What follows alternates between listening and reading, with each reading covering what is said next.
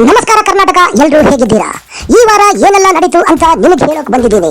ಕೊನೆವರೆಗೂ ನೋಡಿ, ಎಂಜಾಯ್ ಮಾಡಿ. ನಿಮಗಿಷ್ಟ ಆದ್ರೆ ಲೈಕ್ ಮಾಡಿ, ಶೇರ್ ಮಾಡಿ, ಹಾಗೇನೆ ಕಮೆಂಟ್ ಮಾಡಿ.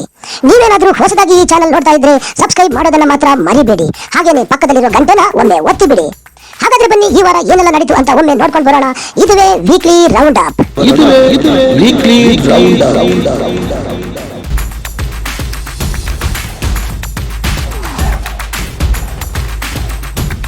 ಇಲ್ಲಿ ನೋಡಿ, ಸಿಸಿಟಿವಿಯಲ್ಲಿ ರೆಕಾರ್ಡ್ ಆಗಿರೋದು. ಒಬ್ಬ ಖತರ್ನಾಕ್ ಕಳ್ಳ ಹಣವನ್ನು ಹೇಗೆ ಲಪಟಾಯಿಸ್ತಾ ಇದ್ದಾನೆ ಅಂತ. ಈರುಳ್ಳಿ ಖರೀದಿಗೆ ರೈತ ತಂದಿದ್ದ 5 ಲಕ್ಷ ರು ಹಣವನ್ನು ಕಳವು ಮಾಡಿರೋದು. ಖತರ್ನಾಕ್ ಕಳ್ಳನ ಕೈಚಳಕ ಸಿಸಿಟಿವಿಯಲ್ಲಿ ಸರಿಯಾಗಿದೆ. ಫೋನ್ನಲ್ಲಿ ಮಾತನಾಡುವಂತೆ ನಟಿಸ್ತಾ ಬಂದ ಕಳ್ಳ ವಾಹನದ ಬಳಿ ಬಂದು ಕಂಪಾರ್ಟ್ಮೆಂಟ್ ತೆರೆದು ಯಾರಿಗೂ ಅನುಮಾನ ಬರದಂತೆ ಹಣವನ್ನು ದೋಚಿ ಪರಾರಿಯಾಗ್ಬಿಟ್ಟವನೆ. ಈರುಳ್ಳಿ ಖರೀದಿಗಾಗಿ ರೈತನವರು ತಂದಿದ್ದಂಥ 5 ಲಕ್ಷ ರು ಹಣವನ್ನು ಖತರ್ನಾಕ್ ಕಳ್ಳ ಕದ್ದಿರೋ ವಿಡಿಯೋ ವ್ಯಾಪಕವಾಗಿ ವೈರಲ್ ಆಗ್ತಾ ಇದೆ. ಆಂಧ್ರಪ್ರದೇಶದಲ್ಲಿ ಪಲ್ನಾಡು ಎಂಬ ಜಿಲ್ಲೆ ನರಸರಾವುಪೇಟೆಯ ಜೊಲ್ಲನ ಗಡ್ಡ ಬೈಪಾಸ್ನಲ್ಲಿರುವ ವೆಂಕಟ ಸತ್ಯನಾರಾಯಣ ಎಂಬ ರೈತ ತನ್ನ ಸ್ಕೂಟರ್ನ ಬಾಕ್ಸ್ನಲ್ಲಿ ಇಟ್ಟಿದ್ದ 5 ಲಕ್ಷ ರು ಹಣವನ್ನು ಕಳವು ಮಾಡಿಬಿಟ್ಟಿದ್ದಾನೆ. ಕಳೆದ ಮಂಗಳವಾರ ಈ ಘಟನೆ ನಡೆದಿದ್ದು ಸಿಸಿಟಿವಿ ಕ್ಯಾಮೆರಾದಲ್ಲಿ ಖತರ್ನಾಕ್ ಕಳ್ಳನ ಕೈಚಳಕ ಸರಿಯಾಗ್ಬಿಟ್ಟಿದೆ.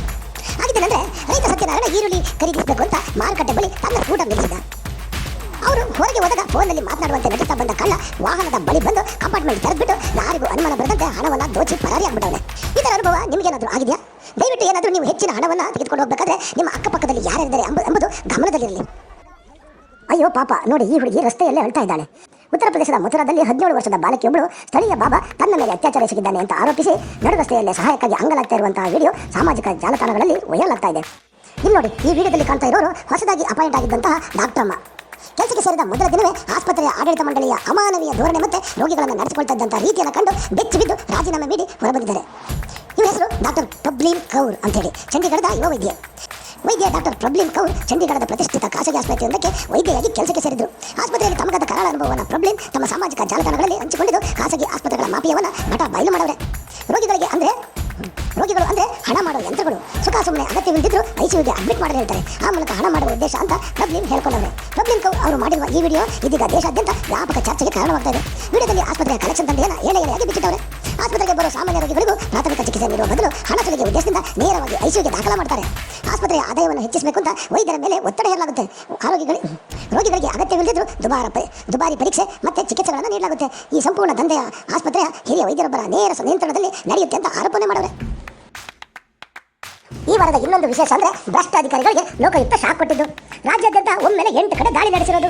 ಕೊಡಗು, ಬೀದರ್, ಬಳ್ಳಾರಿ, ಚಿತ್ರದುರ್ಗ, ಮೈಸೂರು, ಶಿವಮೊಗ್ಗ ಮತ್ತೆ ಬೆಳಗಾವಿ ಸೇರಿ ಹಲವೆಡೆ ಅಧಿಕಾರಿಗಳು ಕಚೇರಿ ಮತ್ತೆ ಮನೆಗಳ ಮೇಲೆ ದಾಳಿ. ಆದಾಯಕ್ಕಿಂತ ಹೆಚ್ಚು ಆಸ್ತಿ ಗಳಿಸಿರುವ ಆರೋಪದ ಮೇಲೆ ಲೋಕಾಯುಕ್ತ ಅಧಿಕಾರಿಗಳು ದಾಳಿ ನಡೆಸಿರೋದು. ಕೊಡಗಿನಲ್ಲಿ ಎಇ ಪುಟ್ಟಸ್ವಾಮಿ ಮನೆ ಮೇಲೆ ದಾಳಿ ನಡೆದರೆ, ಚಿತ್ರದುರ್ಗದಲ್ಲಿ ಅಕೌಂಟೆಂಟ್ ಸುಶೀಲಮ್ಮನ ಮೇಲೆ ಮನೆ ಪರಿಶೀಲನೆ, ಬಳ್ಳಾರಿಯಲ್ಲಿ ಮೀನುಗಾರಿಕೆ ಇಲಾಖೆ ಅಧಿಕಾರಿ ಶಿವಣ್ಣನ ಮನೆ ಮತ್ತೆ ಕಚೇರಿ ರೈಡ್ ಆದರೆ, ಶಿವಮೊಗ್ಗದಲ್ಲಿ ಅಧಿಕಾರಿ ಶೋಭಾ ವಿರುದ್ಧ ತನಿಖೆ, ಬೆಳಗಾವಿಯಲ್ಲಿ ಎಇ ಅಜಯ್ ಸಿಂಗ್ ಮನೆ ಮೇಲೆ ದಾಳಿ ನಡೆದಿದ್ರೆ, ಮಂಡ್ಯದಲ್ಲಿ ಎಇ ರೇವಣ್ಣ ವಿರುದ್ಧ ಪ್ರಕರಣ. ದಾಳಿ ವೇಳೆ ಸುಮಾರು 1 ಕೆಜಿ ಚಿನ್ನಾಭರಣ ಪತ್ತೆ, ಬ್ಯಾಂಕ್ನಲ್ಲಿ 2 ಕೋಟಿ ರು ಠೇವಣಿ ಮತ್ತೆ ಅನೇಕ ಆಸ್ತಿ ದಾಖಲೆಗಳು ಪತ್ತೆಯಾಗಿರೋ ಬಗ್ಗೆ ಮಾಹಿತಿ ಬಂದಿರೋದು. ಆಮೇಲೆ ಭ್ರಷ್ಟಾಚಾರ ವಿರುದ್ಧ ಲೋಕಾಯುಕ್ತ ಕಟ್ಟುನಿಟ್ಟಿನ ಕ್ರಮ ಕೈಗೊಂಡಿರೋದು ಈ ವಾರದ ಸುದ್ದಿಯಲ್ಲಿ ಸೇರಿದೆ. ಇನ್ನೊಂದು ಇಂಟ್ರೆಸ್ಟಿಂಗ್ ವಿಷಯ ಅಂದ್ರೆ, ಟ್ರೆಕ್ಕಿಂಗ್ ಹೋಗಿದ್ದಂತಹ ಕೇರಳ ಮೂಲದ ಯುವತಿ ಕೊಡಗಿನ ತಡೆಯಂಡಮೂಲ ಬೆಟ್ಟದಲ್ಲಿ ಕಾಣೆಯಾಗಿಬಿಟ್ಟಿದ್ದು. ಘನಘೋರ ಹುಡುಕಾಟದಿಂದ 4 ದಿನಗಳ ನಂತರ ಪತ್ತೆಯಾಗಿದ್ದು. ಈ ಮಧ್ಯೆ ಶರಣ್ಯ ಅನ್ನೋ ಈ ಹುಡುಗಿಯ ತಾಯಿ ಕೇರಳದಲ್ಲಿ ಚುನಾವಣಾ ಪ್ರಚಾರದಲ್ಲಿದ್ದ ನಮ್ಮ ಮಂತ್ರಿ ಡಿಕೆ ಸಾಹೇಬ್ರನ್ನ ಭೇಟಿ ಮಾಡಿ ನಮ್ಮ ಮಗಳನ್ನ ಆದಷ್ಟು ಬೇಗ ಹುಡುಕಿಕೊಡಿ ಅಂತ ಪ್ರಸ್ತಾವನೆ ಕೊಟ್ಟಿದ್ದು.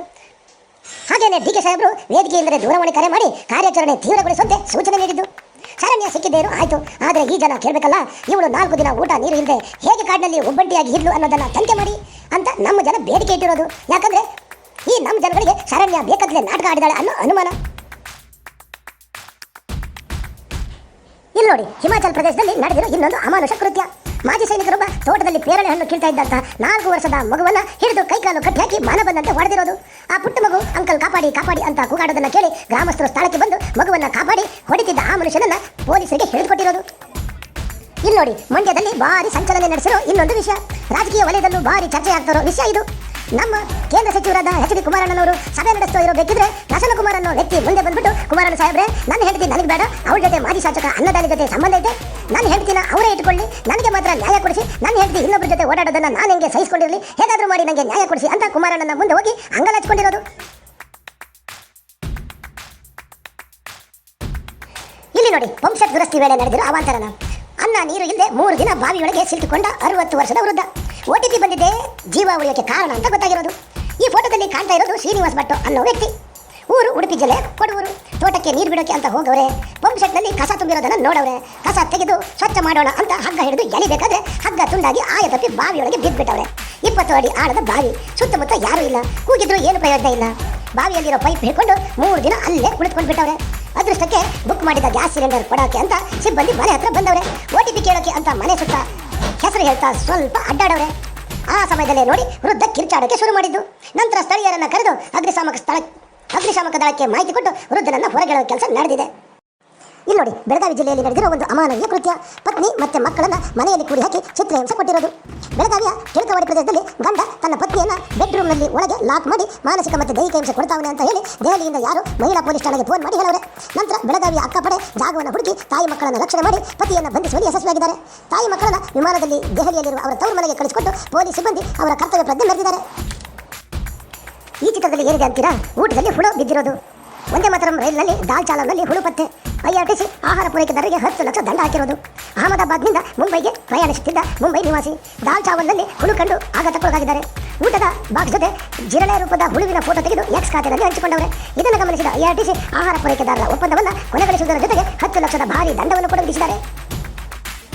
ಸ್ನೇಹಿತರೆ, ಇಲ್ಲಿಗೆ ಈ ವಾರದ ವೀಕ್ಲಿ ರೌಂಡಪ್ನ ಮುಗಿಸ್ತಾ ಇದ್ದೀನಿ. ಉಳಿದಿದ್ದನ್ನು ನಾಳಿನ ಸಂಚಿಕೆಯಲ್ಲಿ ನೋಡೋಣ. ಇದುವರೆಗೆ ವಿಡಿಯೋ ನೋಡಿದ್ದಕ್ಕೆ ಧನ್ಯವಾದಗಳು. ಟೇಕ್ ಕೇರ್, ಬಾಯ್. ಮತ್ತೆ ಭೇಟಿಯಾಗೋಣ. ನಮಸ್ಕಾರ.